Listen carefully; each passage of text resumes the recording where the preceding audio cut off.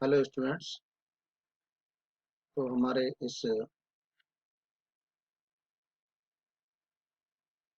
द्वितीय ई कंटेंट में आप सभी का हार्दिक स्वागत है। तो हम बात कर रहे थे रिलेटिविटी के कॉन्सेप्ट के बारे में। हमने आपको बताया था यदि प्रकाश की गति नियत है तो इसका मतलब ये है कि उसकी गति में कोई बदलाव नहीं हो रहा, बल्कि दूरी और समय अपने आप को बदल ले रहे हैं। अल्बर्ट आइंस्टीन ने बताया कि प्रकृति अपने फंडामेंटल लॉज को टूटने नहीं देती, बल्कि उनका बचाव करती है। और प्रकृति का ये फंडामेंटल लॉ है प्रकाश की गति, जो कि 3 लाख किलोमीटर प्रति सेकंड है, जिसका मान किसी भी दशा में नहीं बदलता है। और प्रकृति अपने फंडामेंटल लॉज यानी प्रकाश की गति को एक समान रखने के लिए अपने स्पेस और टाइम को ही बदल देती है। इसलिए समाज में एक कहावत भी है कि प्रकृति अपना इक्विलिब्रियम मेंटेन रखती है। अल्बर्ट आइंस्टीन का ये सिद्धांत फिजिक्स की दुनिया में तहलका मचाने के लिए तैयार था। चलिए आइंस्टीन के इस कॉन्सेप्ट को आसान भाषा में समझते हैं।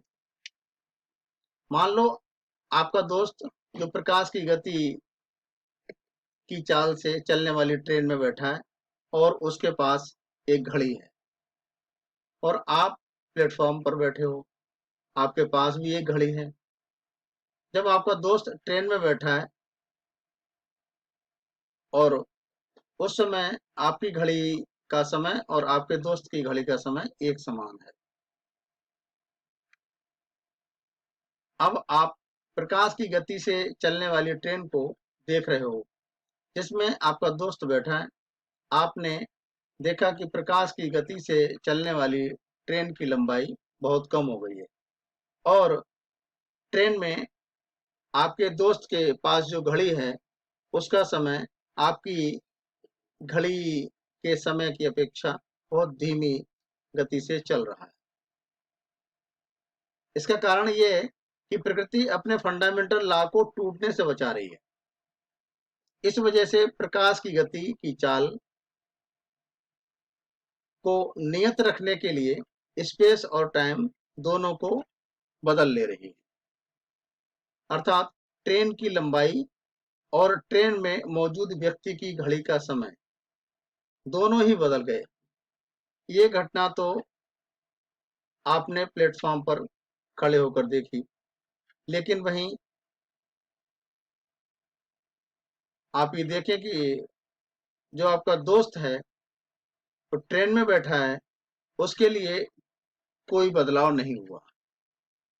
मतलब ट्रेन में बैठा दोस्त ये ऑब्जर्व करता है कि ट्रेन की लंबाई भी वही है, और जो पहले थी उसके पास जो घड़ी थी उसके समय की रफ्तार में भी कोई बदलाव नहीं हुआ है, उसमें कोई परिवर्तन नहीं हुआ है। मतलब आप प्लेटफॉर्म पर बैठे देख रहे हो कि आपका दोस्त जिस ट्रेन में बैठा है उसकी लंबाई भी कम हो गई है और उसका समय भी कम हो गया है, लेकिन आपके दोस्त के नजरिए से सब कुछ ठीक चल रहा है, तो कोई परिवर्तन नहीं हुआ है। लेकिन आप दोनों ही अपनी अपनी जगह सही हो। ये तो प्रकृति का कमाल है, जिसने अपने फंडामेंटल लॉज को ही बनाए रखने के लिए आप दोनों के नजरिए को ही बदल दिया। लेकिन एक हफ्ते बाद जब आपका दोस्त उस ट्रेन से बाहर निकलेगा तो वह देखेगा कि इस दुनिया में एक बहुत बड़ा बदलाव हो चुका है। वह ये भी देखेगा कि उसके पास जो घड़ी थी उसके अनुसार एक हफ्ता ही हुआ है, जबकि आपके पास जो घड़ी है उसके अनुसार पृथ्वी पर सालों बीत चुके हैं, क्योंकि आप घड़ी के मुकाबले आपके दोस्त की धीमी चल रही थी। आपका दोस्त आपको देखेगा कि आप पहले से बूढ़े हो चुके हो, लेकिन उसकी उम्र पर कोई फर्क नहीं पड़ा। इसी को आप अपने दोस्त को भविष्य की दुनिया बोल सकते हो, क्योंकि वह 1 हफ्ते के बाद पहुंचा तो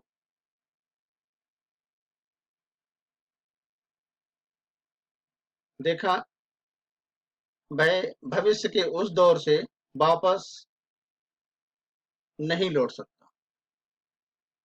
अल्बर्ट आइंस्टीन की इस कल्पना ने एक क्रांतिकारी परिवर्तन अर्थात टाइम ट्रेवल नामक अवधारणा को जन्म दिया।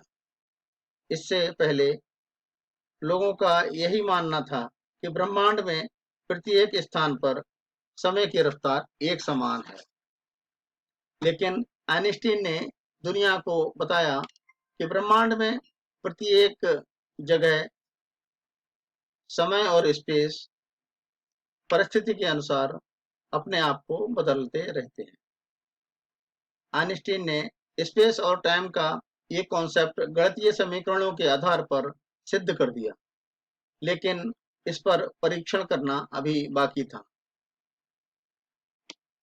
सन 1977 में 1977 में नासा ने सैटेलाइट में कुछ घड़ियां लगाकर छोड़ी, जिनका समय पृथ्वी की घड़ी के अनुसार सेट किया गया। लेकिन अंतरिक्ष में सैटेलाइट द्वारा छोड़ी गई घड़ियों का समय पृथ्वी पर मौजूद घड़ियों की तुलना में धीमा चल रहा था। हालांकि पृथ्वी की घड़ियां और सैटेलाइट की घड़ियां,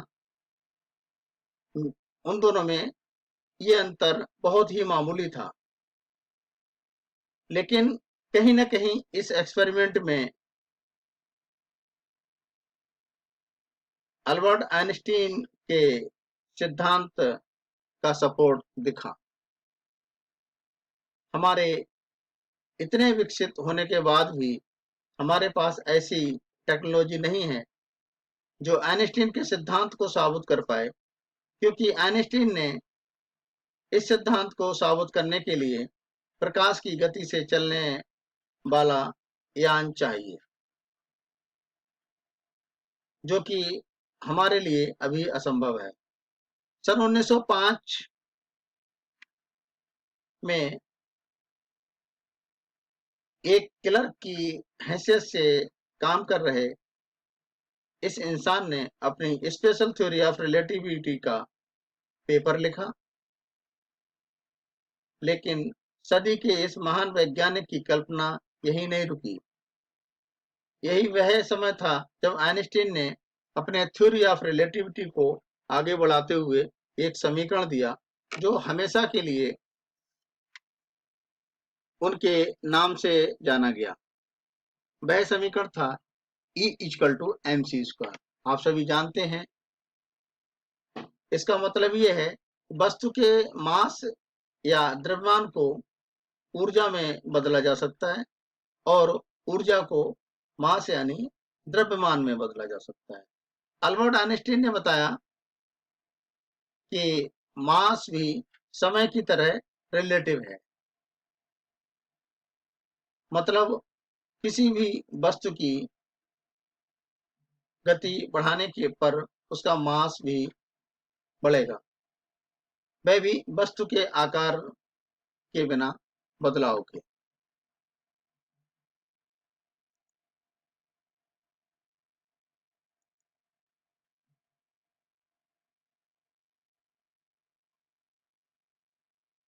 अल्बर्ट आइंस्टीन के इस सिद्धांत E=mc² के आधार पर वैज्ञानिकों ने परमाणु बम का निर्माण किया। द्वितीय विश्व युद्ध के दौरान जब परमाणु बम का पहली बार उपयोग हुआ, तो हिरोशिमा और नागासाकी जैसे बड़े शहरों को मानो अस्तित्व ही खत्म हो गया हो। उस समय अल्बर्ट आइंस्टीन को अपने समीकरण E=mc² को प्रतिपादित करने का बड़ा ही दुख हुआ और उन्हें लगा कि इस समीकरण का ऐसा घातक हथियार बनाकर दुरुपयोग हुआ है। स्पेस और टाइम एब्सोल्यूट नहीं है। आइंस्टीन ने ये साबित किया, लेकिन उनके दिमाग में अभी भी खलबली मची हुई थी कि स्पेस और टाइम एक्सीलरेटेड फ्रेम में किस तरह से बर्ताव करेंगे। अल्बर्ट आइंस्टीन के दिमाग में मची इस खलबली ने अब सर आइजैक न्यूटन पर निशाना साधा। बाकी हम आपको अपने अगले कंटेंट में बताएं।